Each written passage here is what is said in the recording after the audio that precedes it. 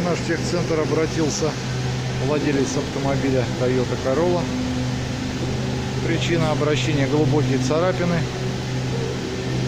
сколы лакокрасочного покрытия.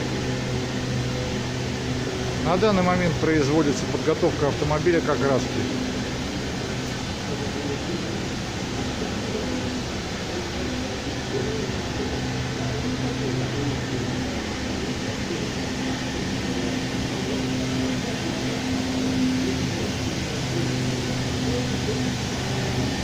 Снятые детали готовятся отдельно.